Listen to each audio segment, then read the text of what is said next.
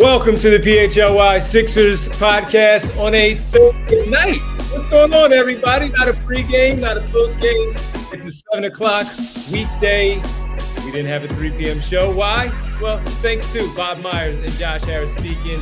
We are here with you tonight. We really appreciate it. Live from the Xfinity mobile studio, along with Kyle. I'm Devon. Julia in place for Bree tonight. And Derek will be with us shortly as he catches up with us here. And just probably the next segment we'll hear from Derek. Derek is our Glenn Robinson and Alec Burks taking the Oregon Trail to get home back to his house after today's press conference, Devon. Absolutely. Well, a lot to get to from Josh Harris speaking for the first time in Kyle, since the Paul George signing, maybe? Since Paul George signed 2 years ago? Been a while. Certainly not this year. We didn't hear from him. I think the last presser that he had in general that I can recall was last June, which is when the WNBA in Philadelphia, they had that event. So that's the last one I can recall. No, you're right. You're right. I was thinking Paul George, totally forgot about the WNBA. I love the WNBA, everybody. I'm sorry I missed that one. But yes, Josh Harris spoke, and we finally got to hear from Bob Myers. And we have a lot of thoughts from what Bob Myers had to say. If you watched our show on Wednesday where we talked about who's next, who are these candidates that could be up for the president of basketball operations job? Well, if you listen to it, you may have read some lines of what that might sound like, and we'll get to that. We are presented by Bet365, where winning is everything. Make sure you sign up using code PHLY365. And Kyle, we can get started here. If Bet365 had a wager of who's going to be the next president of basketball operations on Bet365, the favorite after today might have sounded like Bob Myers of really calling the shots there of where that was. And of course, I say that to start off and throw this one at you. We'll get Derek later. But because when we talked about him, you said it, Derek said it, I've said it, others nationally have said it. I was listening to Ramona Shelburne say something on, I think, one of Dan Patrick's show or something. And she's like, yeah, he's not going to take the job. Kyle kind of sounds like he might be the one that's calling the shots here. There was one in particular when you asked him a question towards the end of the press conference, and you asked about, just working with someone and all. And he specifically says, and I'm quoting him here on your question, hiring a decent person that I can collaborate with. Earlier, when Josh Harris said things in his opening statement, it made it sound like it, but it was like, okay, let's pause for a second and let the rest of the press conference play out to see exactly what he meant.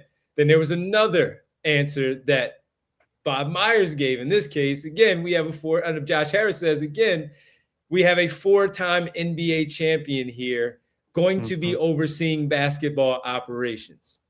That sounds like, to me, that, yes, they're going to hire someone, but the one that they're going to go to is Bob Myers, Kyle. Well, and so there's even another one, Devon, on top of that. Like, you're going through all these answers. And that's how we end up at the place that we're at in terms of our takeaway from the press conference. So this one was in response to Adam Aronson over at the Philly Voice, where got asked, what is Bob's specific role? And Bob got into it. We'll play the clip at some point. But the gist of it was, this person who they're going to hire will run the day-to-day, but Bob Myers will be involved in all the high-level stuff. And then he ran through what constitutes high-level stuff, and he goes, the draft, free agency, trade deadline, and it's like, okay, so all the big things, all the important things that someone who runs a basketball team does. And so, look, on the one hand, then we have to get into more of, evaluating Bob Myers for what he did or did not do in Golden State, because I think there's certainly the rings speak for themselves, but unpacking the credit that he gets for individual decisions there is worth doing. On the other hand, if it's known ahead of time that whoever is going to take this job is reporting to him and that Myers is going to be involved, at least everyone kind of knows what they're getting into. And that's why I asked him about, keeping that clear power structure, keeping that clear line of communication, because I'm not going to sit here and tell you oh man, it'd be a bad thing if Bob Myers is just straight up the point person running this team, right?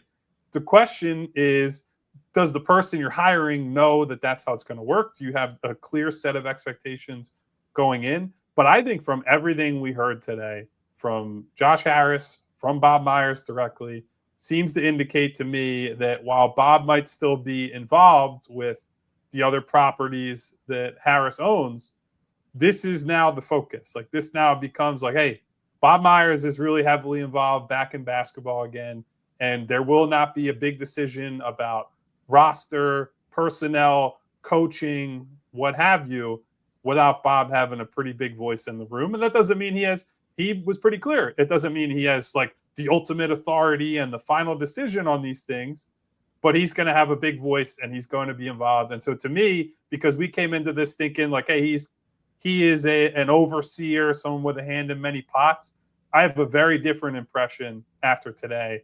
And it's that he is going to get his hands dirty and get back in the basketball world in a big way. All right. So with that, let's, after hearing Kyle and I explain it a little bit, we'll elaborate a little bit more, but let's hear from Bob Myers himself on his role. Yeah, I view taking the next few weeks, not sure how long it'll be, to identify a day-to-day leader that'll have a lot of authority here, which they should.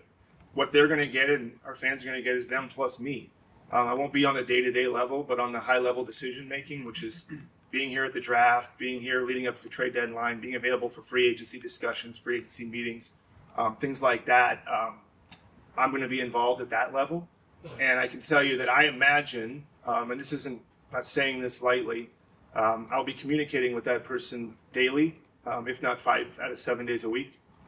You know why? And I don't view that as a job because I want to. I want to hire somebody that I can work with. I want to hire somebody that Josh can work with. And most importantly, I want to win. And I think that I have had some experience in this space. And if I have something to say, it's harder for me not to say it than say it. But that'll be my role, and obviously continuing to work with Josh on all this very high level stuff. But I'm looking forward to kind of that role. And you know, it's the best part about working in sports is the competition. If you like competition, it's a great space to live in. But you got to deal with some pain. You got to deal with some loss. But when you win, it's all worth it. But that would be how I would characterize it. Bob Myers, this is again talking about his role, what he's going to be doing with the team, and speaking with whomever he hires on a daily basis, if not 5 of the 7 days a week, from the draft first, after they hire the person, to free agency, to any acquisitions that they do make in the offseason, and all, as you say, Kyle, all the big stuff that he will be there for. And then the other person has to step in for all of that. So, and then the other part that I took away from, and not to get away from any of that, but just kind of looping it all together, is Josh Harris seems perfectly fine with all of that. Again, saying again that they have a 4-time NBA champion that's going to be overseeing the basketball operations. He seemed to be fine with all of that. Now that we are where we are, after they complimented and praised Daryl Morey, with Bob Myers sitting next to him at that table, he seems perfectly fine with that as well. Yeah, and look, that is in line with what I think we've heard, Devon, which is that Bob has Josh's ear in a big way. It's why Bob was involved when they were searching for people down with the Commanders, like filling out that staff down there. That Bob was kind of a kingmaker, so to speak, as they were filling out the organization down there. And so I think that's maybe what my impression was here. I know that Bob had the more extensive NBA experience, but it was going to be, hey, he'll be your guy who oversees all this, and then you're passing the reins. But that is not the impression that either one of those guys gave off today. And so I think what we have to do is now look through the search and the future that's ahead of us here through that lens. Like, okay, what types of people are going to be able to work with Bob? What types of people are going to want to work with Bob? And I think that's where the next line of conversation is. And I do think that probably lends itself more to up and coming type guy. Like, I don't know where that guy will be coming from in terms of organization, what their role is elsewhere. But it is someone that is going to be content with someone that is operating at a level above their heads, right? And so I don't think you're going to get the equivalent of a Daryl Morey type guy who's coming with cachet and is like truly running the organization, is getting final say when he comes here, et cetera, et cetera. I think it's going to be someone that they might be qualified. They might have some really good experience and they might have some real expertise to bring to the table. But ultimately, they're going to have to answer to someone like a Bob Myers. And then obviously Josh Harris. Same would be true for anybody on that front. But yeah, I think this sent a clear message to me that Bob is overseeing all of this, is going to be a persistent presence. Like, you don't say, yeah, I'm going to be in contact with this person every single day. And at every single event, tentpole event that the NBA calendar has, just so you can be like, yeah, but I'm actually going to do all this same stuff for football and hockey and whatever. Like, no, this is Bob's wheelhouse. This is where he's won titles and he has that experience. And so there's upside to that, certainly. Got a lot of connections, got plenty of experience, and we'll have to, parse through the downside of what Bob and the Golden State front office did or did not do as he was in his final years there overseeing that team. So I think I wanted to ask you next, and we can talk through this with everybody in the chat as well. We'll get to your super chats also. We appreciate it. Derek will join us after the break. How surprised are you after all we've heard, all we've talked about, that, yeah, he doesn't want to do this anymore. He's perfectly fine with being the president of HBSE and that's it, and having his hands in things. But now that we hear him, and that was well over 30 minutes of a conversation where he said a lot. At one point, he was talking so much about what this is going to look like for a new person, what he's going to be doing as well, that he was like, all right, I think Josh needs to question himself because I'm a little tired of answering all this stuff. But how surprised are you that this is what we at least took from it, that he is the one that's going to be, based on what he said, what Harris said, he is going to be the one that's going to be in charge of basketball ops? I'm not totally stunned, but I will say it's got to be at least a mild surprise because of what we have said leading into this. Our impression, based on reporting, based on public comments, was that Bob truly wanted to have a job that is like operating just over the whole, and he still does, right? Like, his title and his responsibility is still, in theory, above all these teams that Josh Harris and Blitzer own together. As president, yes. Yeah, as president. But I think, when it comes down to it, he's a basketball guy, right? Like, played basketball, was an agent, then ran a team, or was in a front office, then ran a team at the very top. Like, this is where his area of actual lived expertise is. So you can't say it's a total surprise. And I think there were people in our chat on social media, certainly in our personal lives, that have been asking this question, like, just how involved is he going to be? And I think if nothing else was accomplished in this press conference, I think that was made abundantly clear. Like, he's going to be very, very involved. And I think it's good that everybody knows that right up front. And Absolutely. So we can, that's, as they go through this interview process, no matter who they're talking to and who they bring in, that expectation is set, because one of the big problems that we had, that the Sixers had with the collaborative front office 8 years ago or so, is that it was a very muddy power structure. It was a lot of like, okay, well, who does get final say? Who does have more authority here? And who does have more influence? And it makes it very difficult to make decisions when you have too many cooks in the kitchen. I think this simplifies things, and it means whoever gets hired for this job, they know right away, these are the terms that I'm operating under. Yeah, and so much more to talk about, because Limes in the chat says, I hope Bob is not involved as you're making it out to be, because Bob is a terrible drafter. So we'll get into all of that, because whomever that person is coming in, he mentioned multiple times that Elton Brand and the Sixers staff, they're currently in Chicago at the Combine. They have already had their scouting stuff, their scouting department all season long, looking at the collegiate players, overseas players, as well as the draft nears. So his voice is going to be heard. But he also explained how, where the cooks, as Kyle mentions, they have been doing it longer than he has for the season, and how collaborative it is for all of them together to have their voice heard when it comes to the 22nd overall pick. We'll talk about that a little bit later. We'll talk about now, because of what we know, what he is looking for in a hire. We have some audio with that, and Derek will join us on the other side as well. Before we go to break, we want to ask you to hit the like button, like and subscribe to the show, leave a comment, let us know what you think about Bob Myers, Josh Harris, and so much that you heard in this press conference from earlier today, the clips that we play, of course, the tweets at PHLY_Sixers with the audio. Also, Kyle and Derek's personal account at Kyle Newbeck, at Derek Bodner, NBA, all from the press conference today. And you get a double dip tonight. Once we're done, you need to head on over to PHLY Eagles, because there's been leaks, Kyle, already, but we have a special schedule show tonight with the PHLY Big Eagles night, show, baby. With Bo and EJ and Fran and the gang as we get ready for the Birds and their show tonight. So big night here on the PHLY Sports channel. So make sure you stay with us after we sign off. Then you go and check out the Birds. We come right back. We'll get Derek in here, and we'll also talk about and listen to what Bob Myers has to say about who and what they are looking for in the hires. The PHLY Sixers podcast with you on a Thursday night.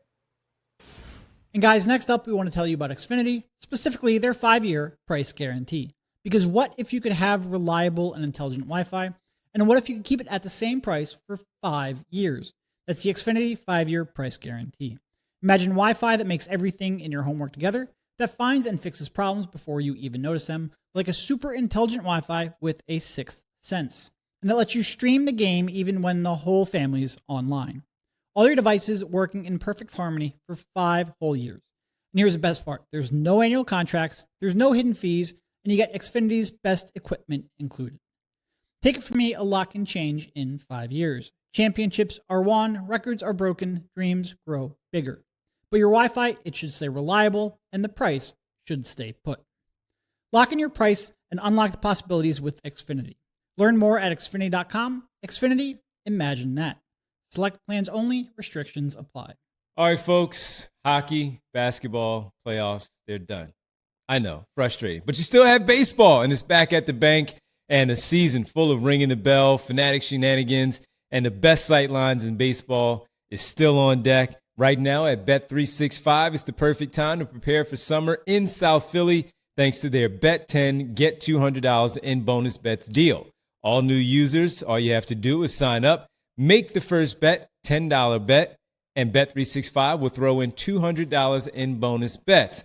Win or lose, no one else is doing that, so take advantage of that. It's easier than starting a Go Birds chant on SEPTA. Download the app, use code PHLY365. Bet365, where winning is everything, and you are good to go. Gambling problem? Call 1-800-GAMBLER. Must be 21 plus and physically located in Pennsylvania. Terms and conditions apply. In-app only right there at Bet365. All right, welcome back here on the PHLY Sixers podcast. Kyle, Devon, waiting on Derek. We'll get him. Julia and everybody hanging out with us here tonight. You can always hear Jules on the Anthony Gargano show. Yeah, Jules. That's right. Every Monday through Friday here on PHLY Network. And so I did want to ask you this too, Kyle. I wanted to ask you but we talk about all of that stuff with him and his role, but being the first time we've had to hear from him and talk to him, Bob Myers, what were your takeaways from the person that was sitting up there and the way he answered questions, personality, et cetera, hearing from Bob Myers? I would certainly say he's a very polished speaker, right? You can see the agent background coming through. 100%. Like, hey, he's walking into a room and making sure, like, I got to get something done, baby. Like I'm doing the best for my client. And then certainly on the other side of it, when you got to get down to brass tacks and convince somebody, you can see how someone like that will ultimately get the ear of someone like Josh Harris. That you put those rings on the table, you talk like that, you say the right things. I think that certainly allows you to earn some cachet and get in with some people. At some point, we'll probably get into, what I think he wants in terms of the people around him and the people in the organization. I believe the first thing he said when asked about it was about character and leadership. And then he went and he listed maybe 25 different things. He certainly he went long on nearly every answer, which is good because it as I go back and I'll re-listen to this stuff and unpack it some more, it'll allow me to really sit with that and say like, okay, here's where I think they're headed or what I think he wants to do. But certainly a very big personality and someone who, regardless of who they hire, it's going to make his presence felt in that organization. I'm sure you probably came away thinking the same thing. I did. And I was going to start with the fact that he went long on answers. There weren't many short answers, maybe one or two he got really short on, but he got to the point of answering the questions. It wasn't a lot of, just executive speak, if per se. It was more of, I'm just going to get directly to the answer. And that's what it was. Addressing everyone by name once you introduce yourself. The fact that he did, it was different. If I said, and that's not a knock against Daryl Morey, everybody has a different personality. Mine is different from yours, from Derek's, whatever, but it was different. But it was one where you say he can command a room. And that was very clear of how he did it. Even for me, just looking at really small things like he has a pen in his hand and he's twirling the pen in his hand and then maybe on the table. Little stuff, right? Little stuff like Devon's that. looking at all the ticks that he's got. Always, right? I'm looking at all of that stuff, but not losing track of what he's saying while he's doing these things. And so that was a lot of what really stood out, that he commanded the room and he answered those questions and he got very detailed a lot of times. And he seemed very passionate, I thought, in how he answered a lot of those questions of what he was saying about where we are. So with that, let's go to his next, what Kyle kind of alluded to before I gave my thoughts, which was what he's looking for in the next person. So here's Bob Myers on what he's looking for in the next hire. Can you sort of detail sort of what qualities you are most looking for as you begin this search, what you're going to prioritize and what you feel like are what this organization needs in that type of leader at this point in time? Gina? Yes. I'm a big believer in character and leadership, and I'm looking for a person that embodies those things. But there's many characteristics under that I believe kind of qualify in making a modern GM a success. There's front-facing responsibilities. There's responsibilities of managing star players. There's responsibilities of managing up to ownership. There's contract negotiations. There's draft process. There's evaluating analytics. There's medical staff.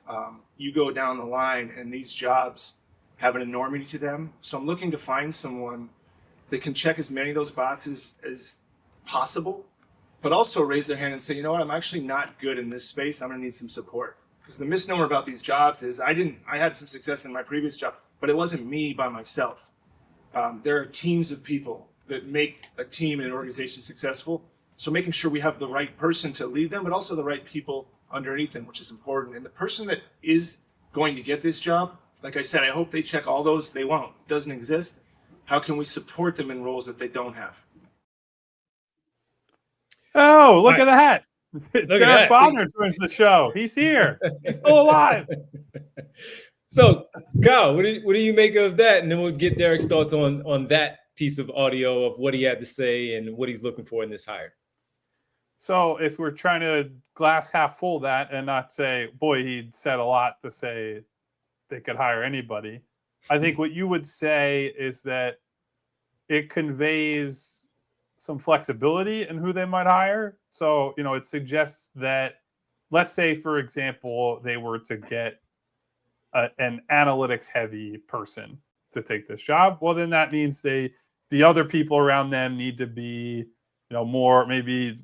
more basketball experience, more like lived experience as players, more on the scouting side, whatever it might be. Or conversely, if it's someone who's strictly like eye test stats man takes that job, then, maybe they have to build out their stats department and the people that are around them.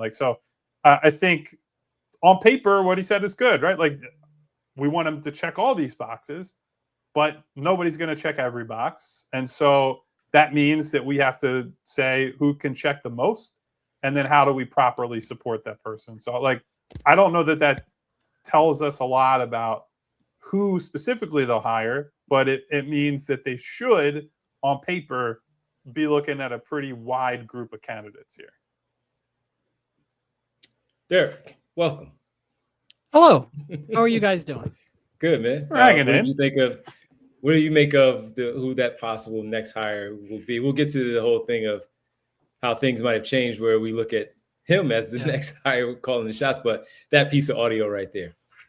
Yeah, well, I think for the most part, and I'm going to make a comparison here, and I don't mean it from a basketball executive sense, just as a speaker sense. Bob is very good at speaking and saying, like, what I mean by that is he's very good at saying a lot without giving away much, which is something that Colangelo was really good at, that Daryl probably struggled with a little bit. Daryl was a little shorter, a little more direct, and at times a little bit too honest. Bob doesn't look like he is going to fall into those traps, but he's also not going to give you as much to go on when you're trying to dissect what he actually said. You know, I think for the most part, what he said is true. Like, no candidate is ever going to have all the qualities that you want.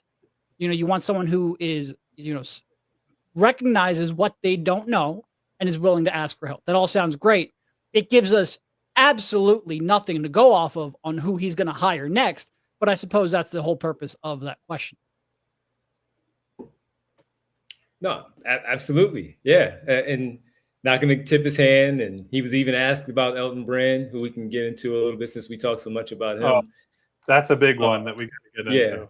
And on Wednesday's show, we can talk about him a little bit more in the next segment. But yeah, not to give away your hand of what they're looking for, what they're going to do and all, but talking about making sure that his first introduction to the city, for if he has a pulse of this area and what Sixer fans are all about, like he said, he kind of does know how passionate the fan base is that he is laying it, though, out there of how executive number 5 and number 3 will also have this voice in here, not just whomever that is. And when it was thrown at him about how much he has won, he talked about how much he had won, but he also mentioned how it wasn't just him.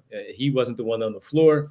And also the people that were there in the front office with him, there were a lot of voices to help get that done when it ultimately came down to it. And that's something that certainly the Sixers fan base wants, the organization wants, as we look at this team and this group of how to win and how to get it done and who's going to be making that call. So still not taking a lot. I see a lot of people in there saying, yeah, a lot of word salad, a lot of nothing. Well, there's also intrigue in that of we still don't know. And it's ultimately going to come down to whoever they decide to make that final call on and who's going to be here. So Devon, I will add something, and it's a different subject, but it gets to the not committing to anything thing. I think one of the more noteworthy parts of this presser is that there was no real commitment to any one player, and particularly when they were given chances to talk about guys like Joel Embiid, guys like Paul George, which is not to say that their contracts are still their contracts. They are still just as tough to trade as they were 4 hours ago before this press conference took place. But notably, there was no like, hey, we're coming in here and whoever is building the team is building the team around Joel, is building the team around Paul, and that his kind of belief is that got to come in and everyone's going to have different ideas and you're going to figure out the best way forward. And the other piece of that was that he mentioned specifically the value of some external voices, that, you know, somebody on the outside. And that's not to say that someone from the outside is going to come in and say, hey, Joel Embiid, nice to meet you. Get your butt out the door. He mentioned like maybe someone from the outside comes in and they think we could do something better with what we have on hand. We can play a different offense. We can juggle the roster, change the role players, mention that they have the mid-level exception to use this summer. And, you know, like how do the different people that they interview think they can attack that and use that? And so I thought that was very interesting. I don't know that it'll end up meaning anything at the end of the day because of the contract commitments that we've talked about. But I think it's at least noteworthy that, especially because, you know, there have been clips that have circulated from within the last few years of Bob has been very publicly complimentary of Joel Embiid and his talent level at times in the past in his role as a media person. And now he's keeping his cards a little closer to the vest in terms of here's what we're going to do and here's how this thing is being built. So let me, he didn't, but let me push back on the other side where Josh Harris kind of did. When he was asked about it, he said, we look forward to having Joel Embiid back. Then he stopped. That was it. He answered something. He ended with, we look forward to having Joel Embiid back. So I don't know where we go from there off of what you said, but I do remember Josh Harris saying exactly that. I mean, here's the thing though, like there's no reason for him not to say it, because even if they were now more open to moving Joel, the odds are you're not going to be able to, so you might as well keep him happy. Mm-hmm. I think Paul George is probably the one that you have a little more questions about after. Yep. Well, we always talk about that anyway, that if there's one, it might be him. So, yeah. Come on, Derek, don't come in here yelling at me just because I went the other side. Yelling. Log off and you two can have your own show. Hold on, I'll stick up for Derek for once. I don't think he really raised his voice here at all. Let's find a different word other than yelling. Jeez. Bring the other side in here. Bring the other side. Nick knows yelling, and he knows that's not yelling. All right, let's take our second pause of the show. And it would not be a press conference, nor would it be a PHLY Sixers show without having to talk about the tax. And that was addressed. We have audio from it. Derek's here to address it. We'll do that as well when we get back and get Derek's thoughts on Bob Myers in general. We went through it in the first segment before Derek joined us. We'll get Derek's thoughts on Bob Myers and now what we now think after hearing him speak for the first time. Hit the like button, like and subscribe, and leave a comment. Let us know if Derek was just yelling at me, everybody. And we'll come back and we'll keep it going right here on the PHLY Sixers podcast. Guys, next up, we want to tell you about Trumark Credit Union because they just rolled out their new momentum checking, and it's built for everyday life. Because there's no big balance requirements, there's no hoops to jump through, no confusing tiers, just rewards for how you already bank. If you use your debit card, you can earn rewards on your everyday purchases. You'll also get ATM fee reimbursements, plus access to a high-yield savings options when you complete a few simple activities. And right now, there's a $250 bonus when you open a new Momentum checking account and meet the qualifications. There's more perks, less hassle, and that's a win. Check it out at trumark.com or visit one of their 24 branch locations. $250 bonus with the new minimum checking and $1,000 qualifying direct deposits in 90 days. Prior checking members are not eligible. For full details, visit trumark.com/momentum, federally insured by the NCUA. Guys, I want to introduce to you your new craving. That's right, everybody. Wawa now has tacos. Wawa is expanding its freshly prepared food lineup with new seasoned beef tacos. I already got over there to try some. They are delicious. But here's the important thing. They are available only for a limited time, so you got to get over there to try the warm, soft flour tortillas with that savory, juicy, boldly seasoned beef. But, of course, there are other options, too. They got chicken steak or black beans. Aside from that seasoned beef, all the toppings and the assorted things that you might want.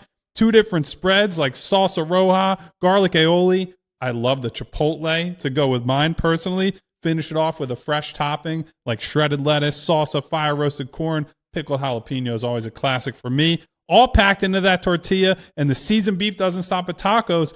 Full lineup, burritos, bowls, quesadillas, so you can mix and match, but don't wait. This lineup is here only for a limited time while supplies last. Next time you're at Wawa, grab a taco, find your brand new go-to order. If you're listening to this show on the way home and you need a quick dinner, stop at Wawa, get those tacos. Welcome back to the PHLY Sixers podcast on a Thursday night as we hang out with all of you. Really appreciate it. We do have a super chat in here on Josh Harris from Davon, a.k.a. Schoolboy Beats. What up, Davon? Josh has a serious Napoleon. Never mind. Yeah. Viva la France. Viva la France is crazy, man. Our guy, Davon, out of pocket. Davon. Want to be clear, that did not come from the PHLY team. Did not. He paid for it. We read it. Thank you. Appreciate it as always. All right, Derek, before we get to the tax stuff, your initial thoughts on Bob Myers. We gave our thoughts, but his introduction to all of us and your thoughts on what his role is now. Yeah, I think Bob Myers is running the team. I think that is the biggest takeaway. I think that's got to be the biggest takeaway. Look, whoever comes in here they'll get a nice job title because like Bob's not losing his president of sports at HBSE. Like he's still going to have that overarching job title. I'm sure if he ever wants to, he can pivot to taking a more day-to-day role in the other teams. But he comes out and he's like, well, I'm not going to handle the day-to-day. I'm just going to do the big stuff like drafting players, trades, and signing players. Oh, so that's pretty much the entire job of a president of basketball operations. So yes, I think we got clarity on what the power structure will be. Whoever comes in will be reporting to Bob. Bob will have the final say on basketball. Bob will have the final say of the basketball decision tree, and then he will pass it on to Harris. Ownership always has sign-off rights. But like I think we just have a lot more clarity on what it's going to be. And, I think that probably changes the type of general manager or PBOPs that you are looking to bring in, and certainly the ones that would be willing to work within that structure. And look, if somebody comes in as an assistant GM, they will get a president of basketball operations or a GM title because, again, Bob Harris isn't changing his title, but they will not have final say. And that's fine. It does sort of change what we're going to do over the next couple of weeks. We're going to have here's Bob Myers' full track record as a GM show because he is going to be very, very, very involved. All right. So Kyle, with that, let's get to the Elton Brand side of it. You read my mind, Devon. That's why we're brothers, man. So let's get to the Elton Brand side. He was asked directly about Elton Brand. He said Elton Brand was in Chicago with the rest of the Sixers staff there for the draft combine. At the moment, talked to Elton Brand on Wednesday before he flew back here for the press conference today. And when asked about Elton Brand and his opportunity maybe taking on a role like this, if he had interest in it, he talked about Elton Brand and said that he wasn't sure. It was something that they could talk about. But we talk about him a lot on this show after this news came down. So what was your takeaway from the Elton Brand portion of the press conference? So I'm kind of split on it because when he had the opportunity to talk about him directly, he kind of skipped past it, like said he's in Chicago and they've talked, but has not thought too hard or too specifically about Elton and Elton's role, which leaves the door open to be like, hey, new guy or gal even coming into that position. Do you want to clean house? Like, do you want Elton Brand to be here in whatever role? Like, technically that door is open. But what I would say is that in this instance where Bob Myers is going to be at the top of the org chart, Bob Myers is going to be the guy who ultimately is the last step between ownership and the basketball team, that it feels a little more likely that you might get a hire like Elton Brand getting bumped up a little bit. And then maybe you hire somebody else to fill his role and there's some organizational musical chairs. I'm not saying that is definitely or is happening at all, but I do think this environment lends itself to potentially like, hey, maybe Elton will get that bump up. And in fact, like you could also look at someone like Prosper, who's been with the organization for a while as a respected player personnel guy. Jameer Nelson is further down the chart, but is certainly someone with some cachet in the org, some player experience, was in charge of the G League team, all that. Like you could be looking at someone who maybe is a less experienced person who gets a promotion and gets this job and then gets to accumulate more experience and works under. So I don't know. I wouldn't rule out an internal hire. And I think that this type of setup does lend itself a little bit to, and maybe we just end up promoting somebody if you can't get an outside hire for this job. And then you could still hire people away from other teams. You could still build out the front office differently by, whatever position they vacated. Then you're headhunting for, assistant GM or director of scouting or whatever it might be. I just think the door is now open for a potential Elton, Jameer, Prosper type of promotion to this job. Yeah, I mean, to your point, when Daryl came in, even though they kept Elton as number two, like they hired Prosper, they hired Peter Dinwiddie, they hired Jameer. So even if they don't necessarily, the second in command isn't coming from outside of the organization, it doesn't mean they can't overhaul aspects of the front office. I will say though, like if Josh is hoping to get an optics bump out of all of these moves, pretty much just promoting everyone who is already here. And I'm going to include Bob Myers in that group because he was already here and he had a say in all the moves that were made leading up throughout the season. It's probably not going to give fans the utmost confidence, which I agree. Isn't what you make decisions based off of. And it doesn't mean that it's fair, but I am saying if optics were part of their decision-making process here, that wouldn't be the best way to go about it. Yeah, and also he was also asked about time frame. We talked about this on Wednesday's show about time frame. I asked you guys when you thought, and he was asked directly if it mattered if it was before the draft. Does it matter if it's after the draft? And he basically said, ideally, we would like to have someone in-house before the draft. And if that person, whether it's in-house or if they hire someone from outside, that they would also have had some legwork already done on the draft prospects where they have done some research on the players as well. And maybe that could also help too. So he addressed that one a little bit as well of when that time frame would look like overall for their next hire. Yeah, so I think what Derek articulated is absolutely correct in that he said a lot and didn't reveal a lot. I think basically everything is still on the table other than bringing in a Daryl style, like you're the guy hire. Like I think that's off the table, but pretty much anything else can happen in terms of the timeline, type of person that they're going to hire, internal, external. Like I don't think he boxed them in, and not like even if he boxed them in verbally, they still could hire whoever they want. But I think he just really left the door open today. And so look, that's fun for us. We can basically convince ourselves of anything until they actually make a hire. If we want to say they're going to hire somebody out of, Australia, we could probably make the case for it at this point.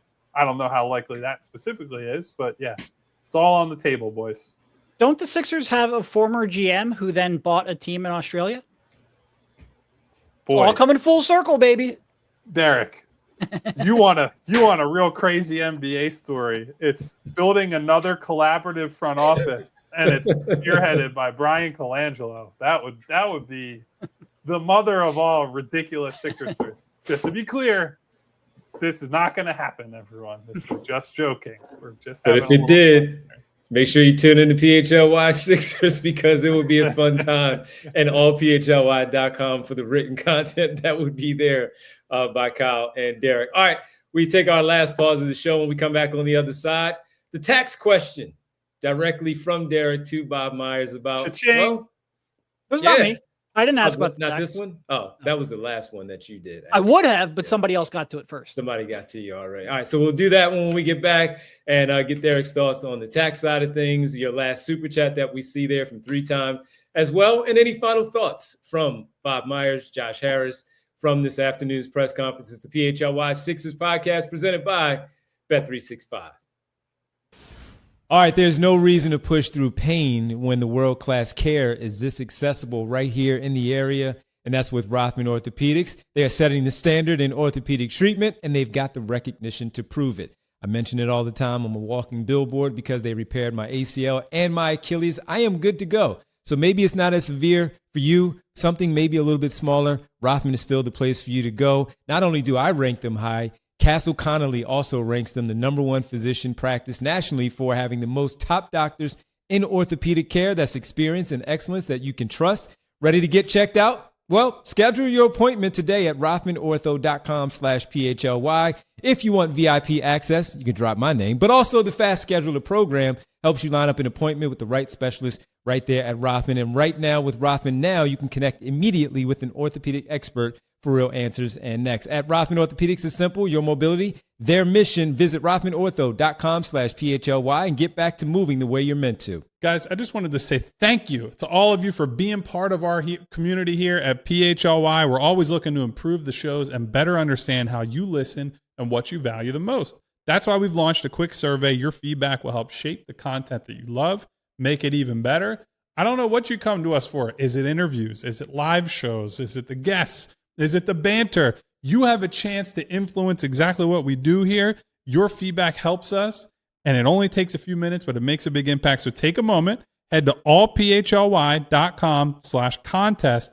Let your voice be heard. Respondents have a chance to win a $100 Amazon gift card. We really appreciate you. We obviously, again, I want to thank you from all of us here at PHLY for being part of the community. Need that feedback to make the best product possible for the most people possible. And all along the way, you can get that $100 Amazon gift card. So allphly.com/contest so you can help us help you.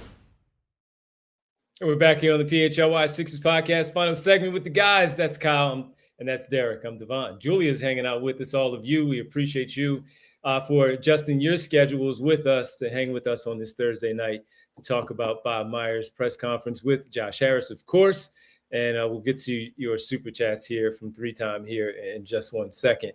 But want to say again, hit the like button, like, subscribe, leave a comment. Don't forget, after we're done, head on over the PHLY Eagles and their podcast for the schedule reveal show with the gang, because we got some stuff. 17-0, baby. That's right. Are we going to Nashville? Are we going? Where are they going? To London? Are we going to London? Where are we going? Team trip. Where are we going? I don't know, but make sure you tune into the show to find out what the dates are, where everyone's going to be playing, and all of that. Will AJ Brown be on the team? I don't know. We'll see. I do. He won't. All right. Let's get to the question about the tax. And so we can have Derek talk about this one and all of your thoughts in the chat as well. Here is a question about the tax. For Josh, Matt to George from the Delco Times. Daryl had said at the trade deadline that the position of ownership was that you'd be willing to go over the luxury tax if the right situation presented itself. What's your view of that? Is that still something that ownership is willing to do in the right situations moving forward? Is staying under the tax line a priority? How do you view that? Yeah, I appreciate the question because it's been on chatter and it gives me a chance to answer directly. The front office absolutely has the green light to go into luxury tax. In fact, we've been in and out of luxury tax, and so it's not an issue. I mean, it's just not an issue. We're building an arena here. I can tell you that, the amount of dollars you spend on that versus the luxury tax, it's magnitudes more. I mean, we built this facility. We've signed a number of max deals. So there's no issue with the luxury tax. And so I'm glad that you asked. Yeah, and I'm just going to add to that. I'm not, don't know a lot of you, but I just can't imagine a day where if I said to Josh or leadership said to Josh, this deal makes us a contender, but you have to go into the tax. If he says no, which he won't, I wouldn't work for somebody like that. Because look, to be honest, if you look at the history of teams that have won a championship, I was one of them. We were in the tax. It'd be great if you can win a championship by not being in the tax. Very hard to do. But it has to make sense. And so I know, and again, I'm not worried about that part of the job, because if that comes up, I know what the answer will be. All right. Kyle, Derek was sitting in front of us. He was in the front row. Did you see the smoke coming out of his ears as Josh Harris was answering the question? Well, and that was Matt, by the way, who asked the question. I'm sorry. Yeah, thank you to Matthew to George for preempting Derek on a tax question. My main takeaway there was, boy, I hope my hair looks that good at 51. Like, the man, what a hairline that guy's got, Bob Myers. That's crazy. Anyway, Derek, the floor is yours.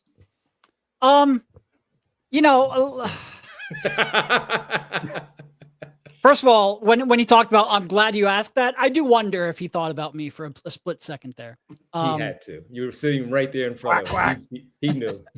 He knew. Also, I've been pretty consistent. In fact, I think I said it on our last show in studio that I think Harris will pay for the tax when they feel like they're an inner circle title contender, and he won't pay for the tax when they're not.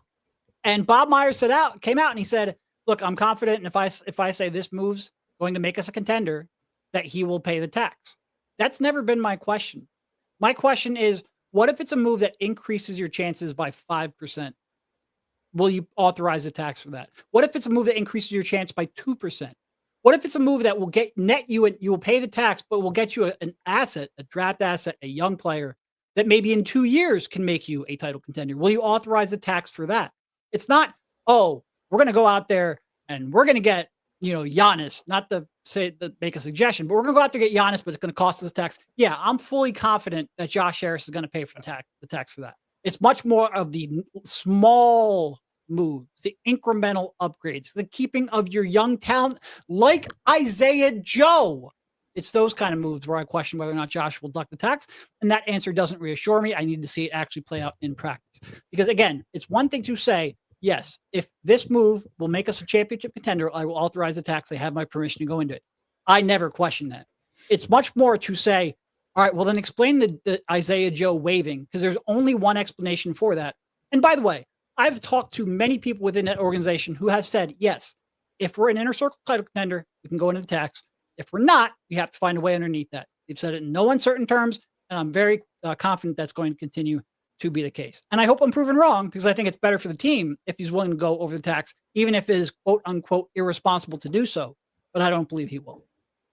So a couple things here. One, I think one of the tells will be, does the new person that they hire carry a 15th player on the roster going into the year? Like, are we going to get the same spin, the flexibility spin zone start of the year? Like, oh, we really love having that open roster spot. And if that happens, we're going to be having the same conversation again. The only grace that I will give ownership on this one, because the McCain stuff came up a little bit today. They had ways to duck the tax that were not Jared McCain at the deadline. The Jared McCain decision that was made, it helped them with the financials. Don't get me wrong, but that was a basketball decision. That was a miscalculation on the behalf of this organization, who, frankly, there were people that thought that the Thunder weren't going to play Jared McCain, that the Sixers were actively going to get better because they didn't have to play Jared McCain. Like, they were required to put him in the rotation. Like, that was kind of the view of the group at the time. And so that's one that you don't file away under, boy, this was just about Josh Harris's tax bill. Like, yeah, I will vehemently disagree with anyone who frames that way. Where I've taken issue, and it's why I keep bringing up examples like this, is in 2023, when they win 54 games, Joel wins MVP, Harden averages basically 20 and 11, and your one move at the deadline with a team that I believed was a contender, that I think Daryl Morey believed was a contender, that they decided our only move is we swap out Matisse Thybulle for McDaniels and we get under the tax. Like, that's where you see the real implication and the repercussions of not being willing to aggressively spend. So look, maybe Josh Harris has turned a new leaf. Maybe he all of a sudden is going to turn into Daddy Warbucks, big spender over here. But I hear what he's saying. I think technically, letter of the law, yes, they're willing to do it, but how wide are the scenarios or how narrow are the scenarios where they'll do it? That's the more pertinent question. And I'd love to actually debate him on what that means, because like I said, I think he gave the answer that sounds good and sounds like he is willing to put whatever resources back there behind it. But I think there's some qualifications to that. I'd love to sit there and debate him over that. But by the time we got the microphone back, we were literally on the last question and I wasn't answer to something else. So I didn't get a chance to. Well, he was talking to you. So, I mean, like you said, he that knows exactly. SOB Bodner. All those quacks over the years.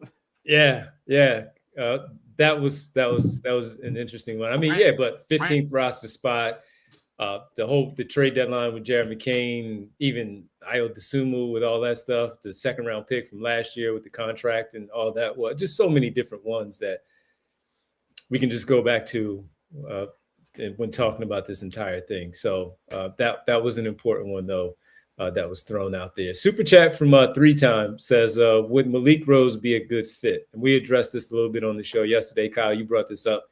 Malik Rose's name up at the end of the show, just as a guy that would be interesting as we talk about. This can take us in a lot of different ways. And that goes to Malik Rose, who worked in the NBA, has worked in the NBA, also in the front office of the G League while that was running under Sharif Abdur-Rahim and all. So would Malik Rose be a good fit? It would be an interesting name, interesting candidate. Yeah, I think the problem with Malik is I don't know what we can say necessarily about his like his track record, right? In terms of like, I don't know who to attribute to him in terms of his wins and whatnot. What I would attribute to him is he's well respected. He's a smart guy. Like people in basketball circles like him. All those are good things. And he has worked on basically both sides of it, player personnel, now on the league office side. And so, yeah, I think certainly that's someone that could get a look. And I think as far as I know, would probably be interested in getting a look for this type of job. Has never had a job this high up in a NBA org before, if I recall correctly. So, yeah, like he's a name that is worth talking to at the very least. We'll see. Look, 3-time. I know we've got to be nice to you because you gave us money, but we literally talked about this yesterday. We literally mentioned Malik Rose yesterday. You wanted to put it out there again, say his name, Malik Rose. Yeah. Yeah, good name though. Good name though. And he wanted to give you a chance to say Dragons and all that stuff. Absolutely. Go Dragons. One more time. Yeah, one more time. Keyshawn Washington with a late super chat. What about James Jones, formerly of the Miami Heat, in their front office? Well, wasn't he with somewhere else Phoenix? too, wasn't he? He was in Phoenix, I believe. He was in Phoenix for a lot of years. I want to say he's somewhere. I don't know if he's anywhere else now. But he was in Phoenix, and when the new ownership came in, eventually they changed that role. Yeah, so now he is the executive vice president and head of basketball operations for the NBA. So similar to Malik in the sense that he was on player personnel side, moved to the league last year. I'm trying to remember. So was he in charge of the Suns pre-Ishbia? Right, yes, because he was the one in charge when the championship run. So, yep. Yeah, so I will say this. I would have to go back and actually look through his log of transactions. I think a lot of things pre-Ishbia are colored by an owner who was notoriously cheap in Robert Sarver and also involved. So at this point, I'm open to anybody as long as I know that there was an actual search and not, well, I wouldn't say open to anybody. We can roll out the Colangelo crime family, but I'm open to a lot of people depending on what we hear and, who's in the mix. Davon with another one. Josh was lying through those choppers about the tax. Again, I think he phrased it in a way where he can claim that he was telling the truth without answering the question in full. And Bob Myers, that was the opportunity for him right in front of everybody. I would not work for this organization if we didn't go on the tax, if we had the opportunity. So to make a trade that would make them a contender. There you go. All right. That'll do it for us, everybody. You got any last minute thoughts? I was trying to remember if I actually can recall any of James Jones's actual moves from his Suns. I feel like I don't know if I'm conflating him with whoever took his job, that the Suns were just hemorrhaging picks and like, hey, let's win now, win now, win now. And now they're just kind of in the spot they're in now. But I don't know if that's correct or not. I have to do my due diligence is why I wasn't trying to skip over Keyshawn's question. It's more, probably have to defer that one a little bit. I mean, he was there when we were there. So it was Jalen Smith, Cam Johnson that I can think of off the top of my head. As far as acquisitions, Jay Crowder coming in. That was a big part of the finals team while we were there. I like how Devon phrased it as we, like he was on the basketball court. Hey, fair point. part of the family. Hey, look, if I had a cousin that was playing NBA basketball, you could not get me to shut up about it. So, that's right. So those are just a few that top of mind at that point that I remember. Yeah, for that team. So we'll put it on the list and we'll come up with a better answer in a future show. How about that? Because we are going to be talking about GM candidates for quite a while. And like, for example, we didn't talk at all about real fast. We're in overtime, everybody. We're in overtime, everybody. Make sure you head to allphly.com for the remainder of the show. Thanks on the television side. We'll see you tomorrow at 3 p.m. Sorry about that, Kyle. No, you're good. I don't think we've brought up, and Martin in the chat mentioned Dennis Lindsay. he was longtime Jazz guy. I believe is with the Pistons now. I Mhm. do think there is some insidious stuff with him that popped up at one point I have to look into, but there are plenty of names that they'll be attached to that we've spent no time on yet. So until they make a decision, we're going to be doing probably 8 different versions of so what about this guy? So trust me, we will get to as many people as we can until they decide on somebody. Yes. All right, folks. Before we want to go, I want to give Kyle credit for some excellent questions at today's presser. I will leave it at that. Kyle's getting a lot of praise in the chat for the excellent questions. And you can Well, go to PHLY_Sixers to hear, some answers. I'll say 2 things. One, Derek and I sat and had a long workshop about exactly what we were going to ask today. There's a lot of deliberation about it for various reasons we won't get into, but you need a full team. We're a team here. This is no individuals winning. This isn't tennis. I'm not Pete Sampras. So, good team effort today, number one. But more importantly, what I would say is that I think all of us feel this way. We have these jobs because of you guys. Like, we're here for you guys. Your passion, the time, the money, the energy you spend on this team is why we do that. We're able to do this, to, get up every day, do this show, go to games, make videos, write stories. Like, it's because of people like you. So when I send a tweet and say, what do you guys want to know today? And 300 people reply, and 270 of them roughly are, when is he going to sell the team? There's some level of responsibility that we're trying to do this for you. Like, it's give and take, right? You guys come to us, you watch our shows, subscribe to the pod, you're in the Discord, you give us your time, your money, your energy. What we owe you is to try to speak for you, to try to learn things that you guys want to know. So I don't need any credit for doing my job. It's done for you guys. That's why we're here. That's what we'll continue to be as long as this show and as long as we exist. Absolutely. Great job by those guys as always. And praises well worth what their people are giving to you guys in the chat for sure. Mufasa says, I trust Bob to put us in a better situation in the foreseeable future. His super chat. He touched on the medical scouting and player development too. I hope we get Vince Rosman, and let's be positive for this new era. It's from Mufasa Sports Club. Yeah, I hope they don't hire someone that everyone's mad about. That would be that's kind of my hope, because it's right now, Bob Myers. All right, overall. If you don't get the right guy, that sentiment will turn very quickly. It's one thing to fire somebody. It's another thing to hire the right person.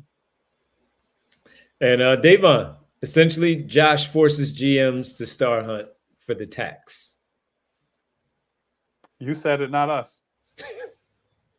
Derek, you made a face. I don't know about for the tax. I think Josh is enthralled with big names too. So when a GM brings up a big name, probably catches attention. Or when a GM or a big name like Bob Myers is on the market, there's nothing that Josh likes more than to get up at the podium and say, this person's resume speaks for himself. I swear I've heard him say that at least 5 times at this point. I do think that's how Josh approaches this. He wants someone who has been there before, whether that's championship coaches in Nick Nurse and Doc Rivers, whether that is people who are big name decision makers like Bob Myers and Daryl Morey. So yes, I think Josh likes star hunting. It might be a little bit different of a context than Darkness brought it in, but I think he does have that kind of a mindset. All right. I have a radical suggestion. LeBron for player GM. I think that's illegal, but let's do it. Let's do it. Let's get nuts. Let's get real nuts. Let's get LeBron on a minimum, circumvent the cap, pay him an executive salary. Let's get crazy. LeBron retirement tour. There you go. Bronny with him. Got a little, backup guard. There you go.